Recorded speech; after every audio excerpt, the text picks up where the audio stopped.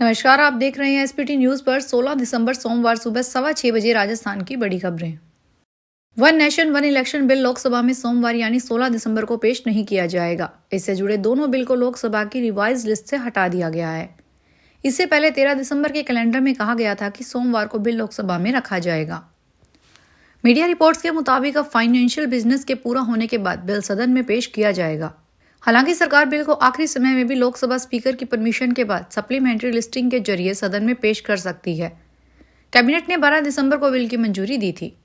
लोकसभा में 13 और 14 दिसंबर को संविधान पर चर्चा हुई थी। अब तक प्रधानमंत्री मोदी, राहुल गांधी, प्रियंका गांधी और राजनाथ सिंह इस पर बोल चुके हैं।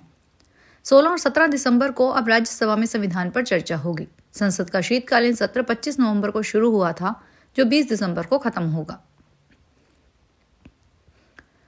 अपने जन्मदिन के अवसर पर राजस्थान सीएम भजन लाल शर्मा ने तोहफे दिए। सीएम भजन लाल ने रविवार को डीग में पुंचरी का लोठा एवं गोवर्धन परिक्रमा विकास परियोजना का शिलान्यास किया।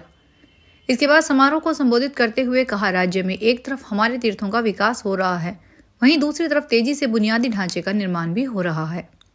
हम प्रदेश में सड़कों और नए एक्सप्रेसवे के जाल का बिछाने के अपने संकल्प पर निरंतर काम कर रहे हैं, जिसका फायदा श्रद्धालुओं को भी मिलेगा। सीएम भजन लाल शर्मा ने कहा, गिरिराज जी की परिक्रमा करने के यहाँ देश विदेश से हर साल करीब 2 करोड़ श्रद्धालु आते हैं। आज 21 किलोमीटर की यह परिक्रमा बहुत से भारतीय परिवारों के जीवन का अभिन्न हिस्सा बन गई है। नंगे पैर या दंडवत परिक्रमा करते श्रद्धालु 56 भोग के प्रसाद से सजी झांकियां त्योहार का माहौल बनाती है। उन्होंने कहा कि यह विकास परियोजना हमारे इस पावन धाम की आध्यात्मिक खूबसूरती में इजाफा करेगी। रेल में सफर के दौरान पहले एसी कोच में आरएसी टिकट वाले यात्रियों को बेड रोल नहीं दिए जाते थे। अब आरएसी टिकट वाले दोनों यात्रियों को बेड रोल दिए जाते हैं, लेकिन जानकारी के अभाव में कई बार यात्रियों को बेड रोल नहीं मिलते और वे परेशान होते हैं। रेल में यात्रा करने वाले यात्रियों में जिनका टिकट कंफर्म होता था, उन्हें ही बेड रोल दिया जाता था। आरएसी सीट पर 2 यात्री सफर करते हैं, लेकिन उन्हें एक बेड रोल ही दिया जाता था। ऐसे में कई बार बात कहा सुनी तक पहुंच जाती थी, जबकि आरएसी टिकट वाले यात्री टिकट की पूरी राशि देते हैं। ऐसे में रेलवे ने एसी कोच वाले यात्रियों को भी बेड रोल उपलब्ध करवाने का आदेश जारी किया। आदेश की जानकारी सभी यात्रियों को नहीं होने से कई यात्री सुविधा से वंचित होते हैं। दिल्ली विधानसभा चुनाव के लिए आम आदमी पार्टी की चौथी और आखिरी लिस्ट आ गई है। इसमें 38 नाम हैं। पूर्व मुख्यमंत्री अरविंद केजरीवाल नई दिल्ली से चुनाव लड़ेंगे। सीएम मतीशी को कालकाजी से उम्मीदवार बनाया गया है। सौरभ भारद्वाज ग्रेटर कैलाश, सत्येंद्र जैन शकूर बस्ती से चुनाव लड़ेंगे। आपने 21 नवंबर से 15 दिसंबर के बीच यानी 25 दिनों में कुल 4 लिस्ट में 70 प्रत्याशियों के नाम घोषित कर दिए। इस बार 26 मौजूदा विधायकों के टिकट काटे गए हैं। 4 विधायकों की सीट बदली गई है। इसमें मनीष सिसोदिया की सीट पटपटगंज से जंगपुरा, राखी बिडलान को मंगोलपुरी से मांदीपुर, प्रवीण कुमार की जंगपुरा से जनकपुरी और दुर्गेश पाठक की करावल नगर से राजेंद्र नगर सीट बदली गई है। 2020 में राघव जड्डा राजेंद्र नगर से विधायक बने थे। 2022 में उनके राज्यसभा जाने के बाद से यह सीट खाली है। विहिप कार्यक्रम में विवादित बयान देने वाले इलाहाबाद हाई कोर्ट के जज Shekhar Kumar Yadav supreme court collegium के सामने अपना पक्ष रखने के लिए पेश हो सकते हैं।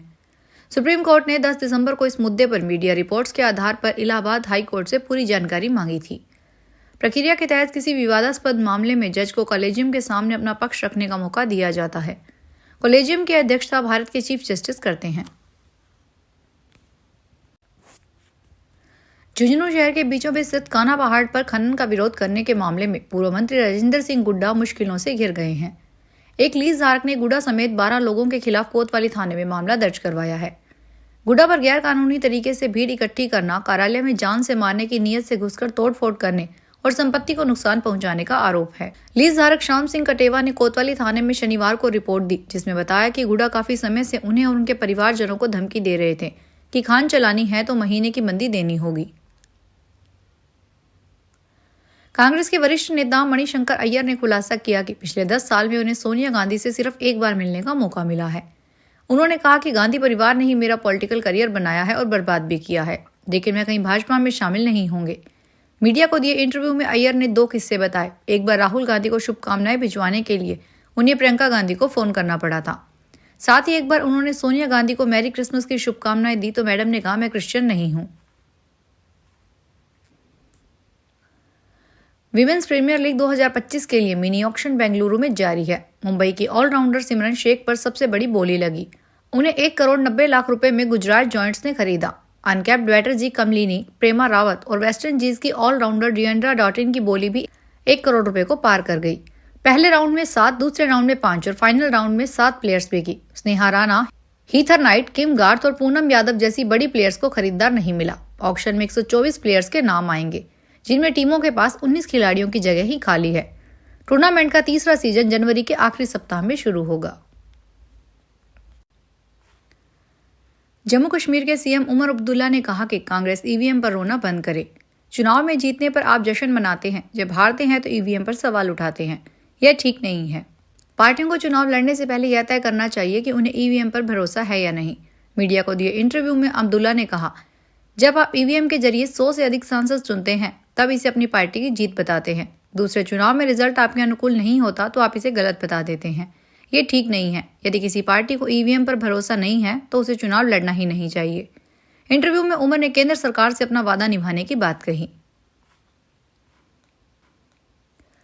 पाली में सांसारिक मार्ग को छोड़कर 3 बेटियों ने साध्वी बनने का निर्णय लिया है। तीनों ने संयम पथ पर आगे बढ़ने के लिए वैराग्य पथ को चुना।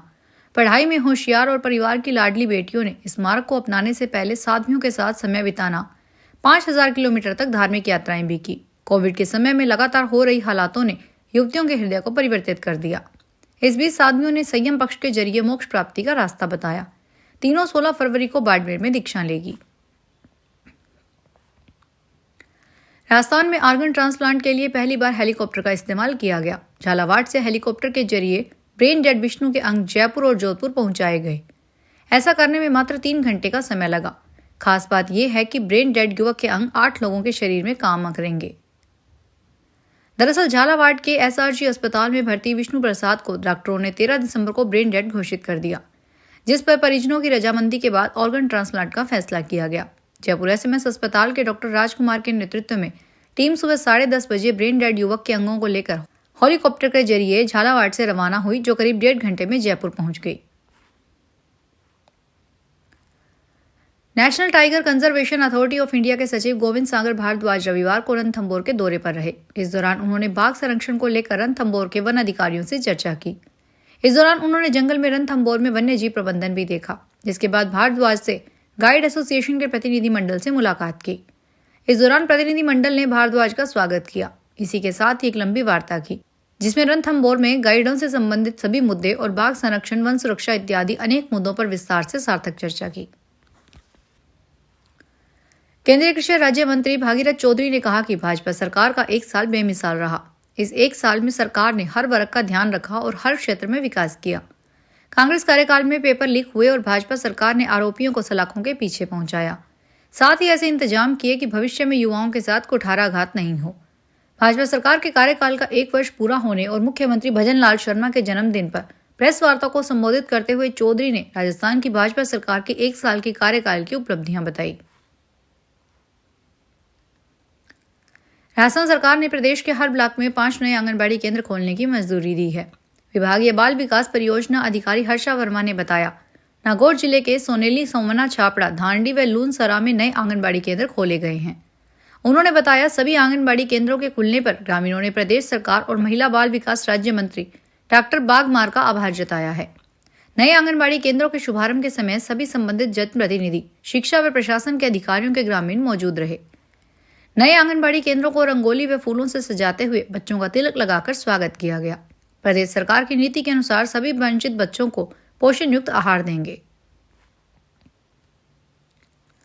राजस्थान सहकारी भर्ती बोर्ड ने 1003 पदों पर भर्ती निकाली है, जिसमें केंद्रीय सहकारी बैंकों और राजफेड में 498 और कोऑपरेटिव डेयरी फेडरेशन और जिला दुग्ध उत्पादक संघ में 505 पदों पर भर्तियां दी जाएगी, जिसमें आवेदन के लिए उम्मीदवार सहकारिता भर्ती बोर्ड के ऑफिशियल वेबसाइट पर जाकर 11 जनवरी तक ऑनलाइन अप्लाई कर सकते हैं।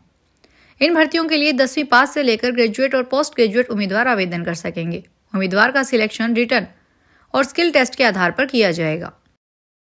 फिलहाल बड़ी खबरों में इतना ही। ताजा खबरों को देखने के लिए चैनल को सब्सक्राइब करें। देखते रहिए एसपीटी न्यूज़। धन्यवाद।